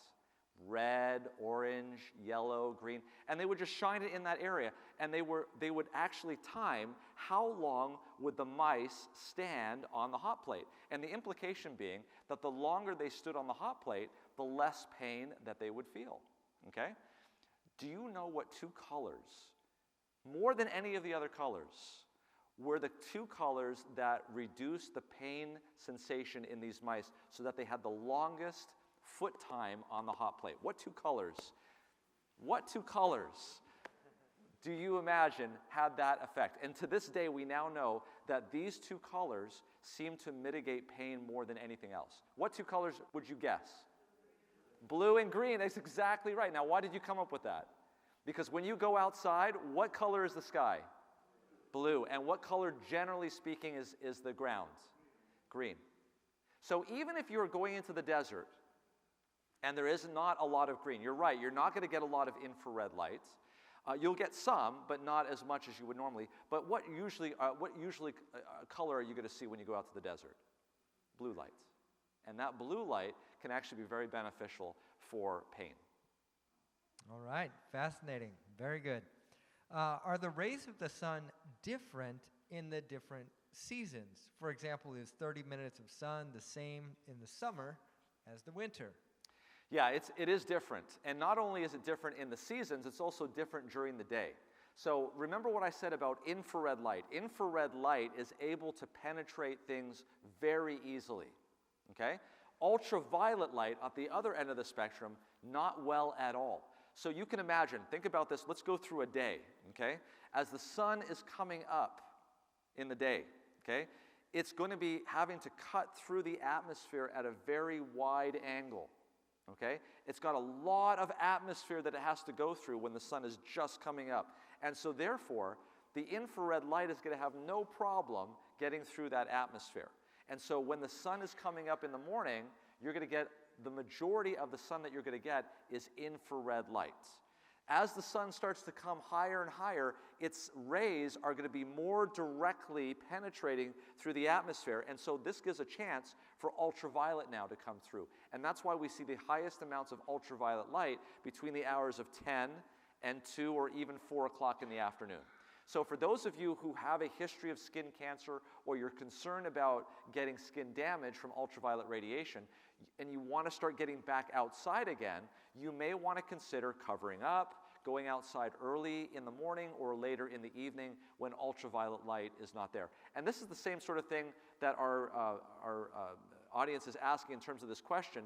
It's the same thing in terms of the winter time versus the summertime. In the summertime, the sun is going to be, generally speaking, much more overhead, and you're going to have more ultraviolet and much more direct light, whereas in the wintertime, you're going to get infrared light. So I get this question a lot. People who are living in Boston. I live in Boston. It's fine for you, Dr. Schwelt, to say go out in the sun. You're living in Southern California, for goodness sake. What about us people who are living up in the Northeast, or we're up in Seattle, and it's cold, and the sun comes up? Folks, how many of you have lived in the northern climates? Okay, let me ask you this question. After it snows, and the sun comes up, and starts to melt the snow a little bit, what's the thing that you're worried about the next day?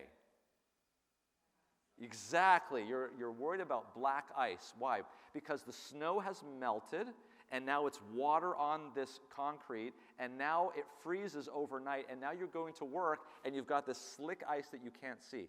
That should tell you how important it is to have infrared light in the wintertime, because what is it that's melting the snow in the wintertime? Infrared lights. In fact, I'll challenge you to look at this next time.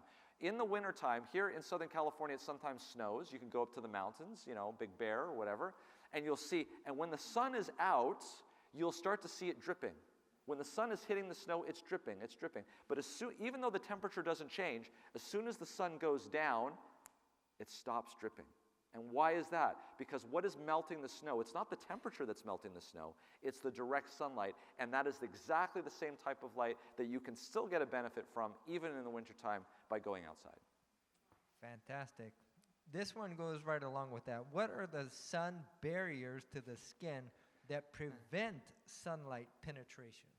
Yeah, so I had it up there, but do you know what material was the most dense in terms of not allowing infrared light? Does anyone remember what that was? Denim. You saw it. Very good. You looked at that. You're a scientist.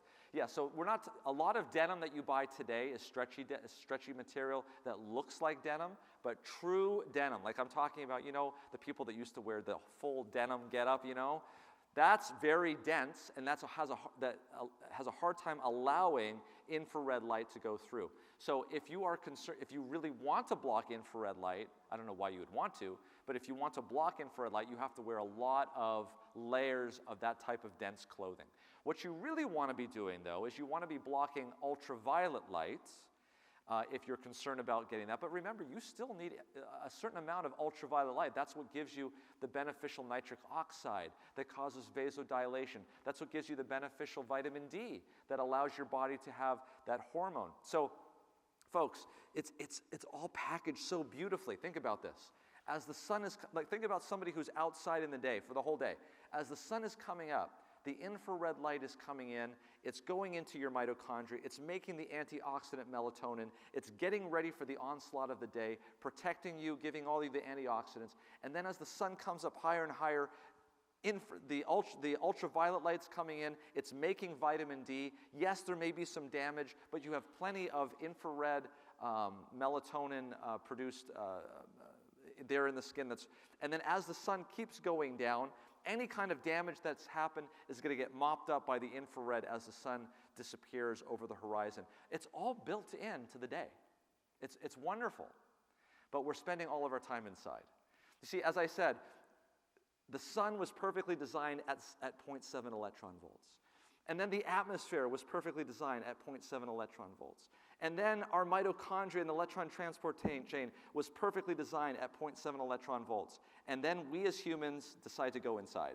And it makes everything for naught. Wow, fascinating. I definitely want to spend more time outside, for sure. How about this one? Does wearing sunscreen affect how your body absorbs sunlight?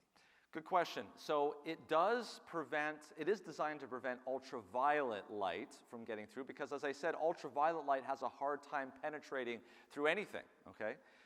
It's not going to prevent infrared light from penetrating because infrared light is going to penetrate through clothes, it's going to penetrate through the atmosphere, it's going to penetrate through most sunscreens. Now, there are some sunscreens that are designed to block infrared light. Why you would want that, I have no idea. But they may want to convince you that infrared light is dangerous. It's not. It's never been shown to cause skin damage in the sense of changing molecules and causing mutations. But sunscreen has a whole other set of things. In the medical world, we have a lot of medications that we give people through the skin. So there are fentanyl patches, there are steroid creams. What does this tell me? It tells me that the skin can be used as a way to absorb things. And if we are putting things in sunscreen that may not be so nice to absorb, that could be causing things that we're not really keeping account for. So we have to be reasonable. If you really want to prevent bad rays from the sun causing skin damage of the ultraviolet type, you have to be prudent, you have to be moderate. Even good things taken to an excess can be dangerous. Then I would recommend putting on layers of clothing. For the most part, there are some layers of clothing, right? What's that? Denim. Denim, yes. But denim is going to block infrared. You don't want to block too much infrared. Just regular T-shirts. But, that brings up another thing. This is a whole other topic, folks, but there are clothes that are made out of plastics, microplastics. And that wearing of those microplastics on the surface can have microplastics get inside of your body. That's a whole other topic of discussion. So wearing things that are natural like cotton and things of that nature. All right, Yeah. Fantastic. We have just a couple more questions here. Let's go to the eyes. I thought sunglasses were good to help protect our eyes from cataracts. Uh, What's the evidence regarding these things? Should Yeah, we wear so- sunglasses? So that's a good question. So cataracts what is a cataract? A cataract is where you have the lens of your eye. That's not, the cornea is the outer portion, but beyond that is the lens. And that lens starts to become more and more opaque so that you have a hard time seeing through it. And the treatment for that is to take out the lens and put in an artificial lens so you can see through it. If anyone's had a cataract surgery, it's like night and day, all right? You can't see, and then as soon as you wake up, you're just like, wow, I could not believe how clearly I can see now. There is some evidence that excessive ultraviolet, not infrared, but ultraviolet light, can accelerate the production of cataracts. And so a lot of this is an important topic because a lot of what we're talking about today is general concepts. But for each one of you, I can't make a recommendation for an individual because individuals have medical histories that may be particular. You may have issues that your doctor has said that you have cataracts, and we really want to make sure that you don't get that again. And so they may have prescribed you sunglasses because of a specific eye condition. So these are all things that need to be taken into consideration when you're talking about this. What my recommendation would be for the general individual, notwithstanding their medical history, is that we can see from the evidence that spending just 15 to 20 minutes a day outside can have a tremendous health benefit. I'm not asking you to spend 5 hours out in the hot sun on the beach getting a leathery tan. Moderation, right? Water is good, correct? But can you drink too much water? Yes. Food is good, but can you eat too much food? Absolutely. Sunlight is no different. We need sunlight. Is it possible to have too much sunlight? Yes. You can take it to an extreme. But I think that if we think that taking sunlight to an extreme is common today, we're like carrying fire extinguishers around in a flood. The big problem that we have today is not enough sunlight, not too much sunlight. Here's another one that goes along with the eyes. What about regular eyeglasses? Do they interfere with the infrared? They can interfere with infrared. And in fact, when I talk, and we'll talk about this in the circadian rhythm on Sunday, when we're talking about people getting outside into the sunlight, especially in the morning time, we'll talk more about this. It's really important that when you go outside, your eyes really have nothing between them and the sunlight. Okay? So windows, obviously if you have to wear glasses to see where you're going, please, that's important. You need to do that. But when we're talking about the glass in our house, windows, really you need to actually just physically go outside. Take the fight of chronic disease outside. All right, we've got two more. Is there a food that we can eat to help with the absorption of vitamin D? Well, if you are making vitamin D in your skin, that's irrelevant about what you're eating. However, if you are taking a vitamin D supplement, that's a whole other issue altogether. Vitamin D is a type of vitamin that is what we call fat soluble.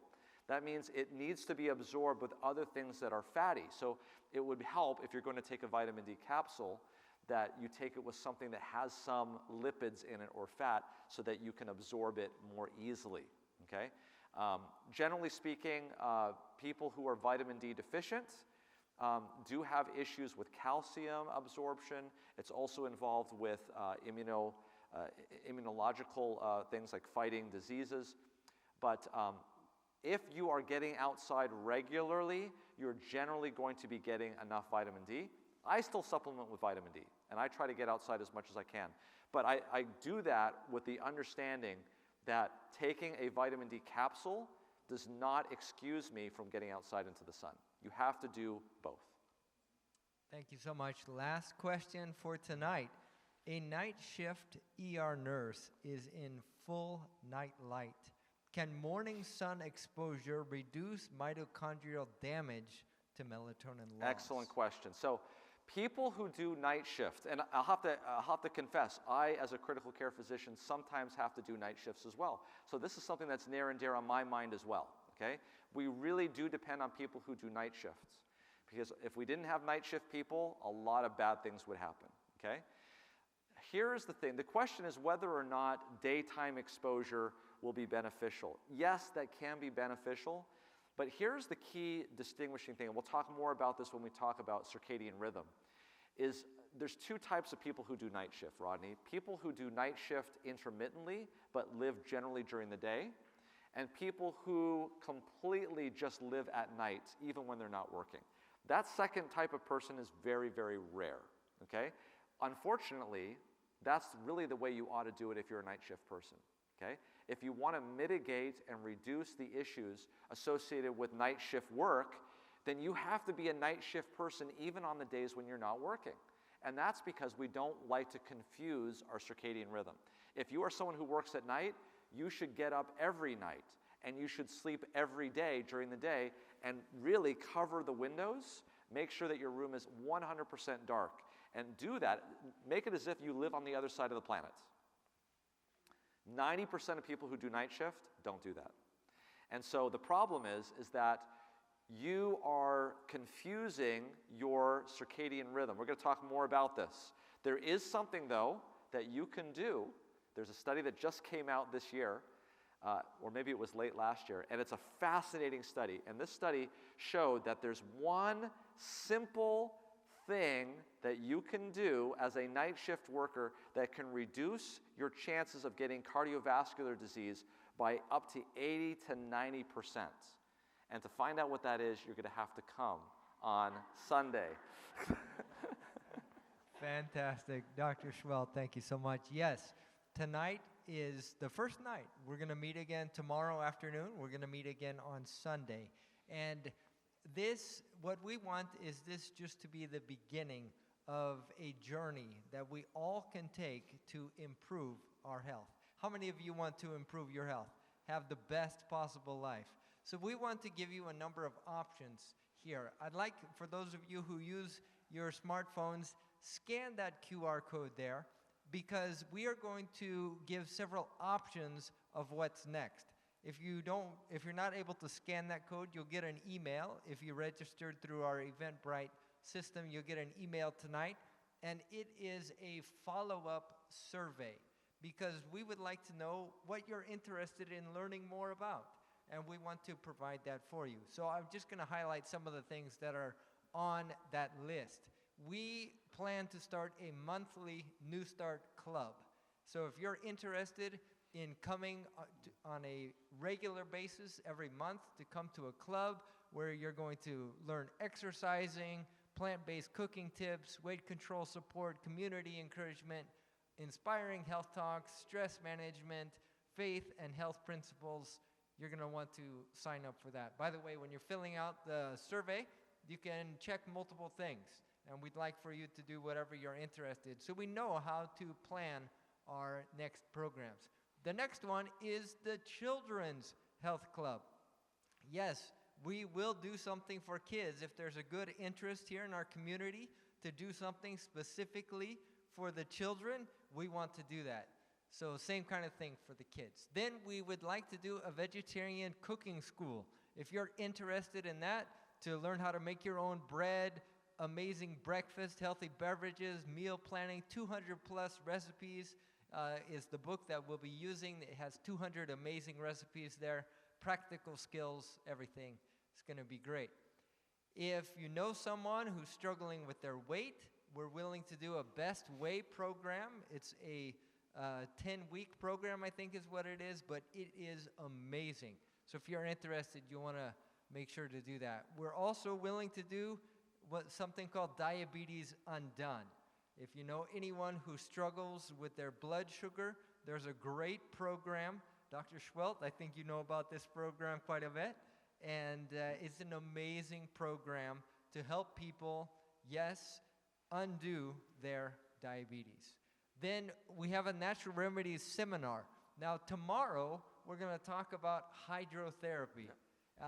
But as you're listening to that lecture and you say, wow, I really want to get some hands-on experience. What is Dr. Schwelt really talking about? What does it really look like?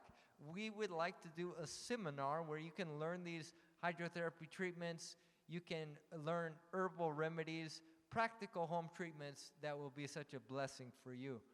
Then we have depression and anxiety. There's a lot of stress in our world today. So if you would be interested in that kind of a program to really help you have your peak mental performance and avoid these types of things, it's an 8-week program that is truly amazing. And then this is a faith-based venture, and so if you would like to study the Bible from a health perspective, we have this program, What the Bible Says About Health. And the Bible has a lot to say. So if you would be interested in a program like that, just check that on the survey. And the last one is a Bible prophecy seminar.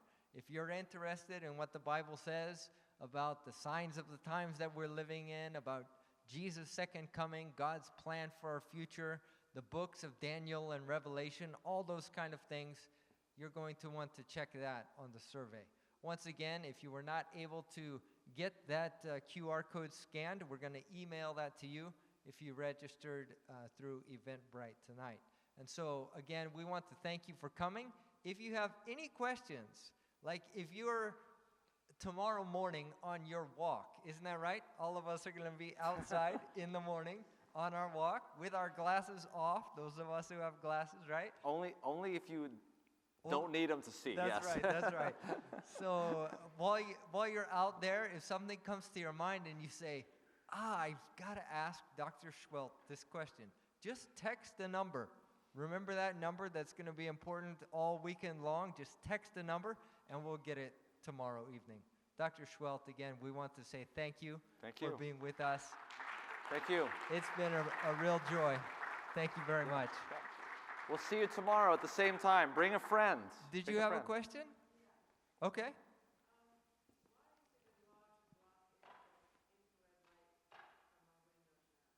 Why is it what?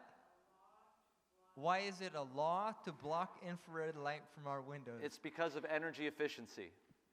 It's to be able to get your building approved by the municipal authorities, they have to see, not only do they have to have light fixtures that you can't screw in light bulbs into, they have to be LED, but they also have to have windows that are approved for energy efficiency standards.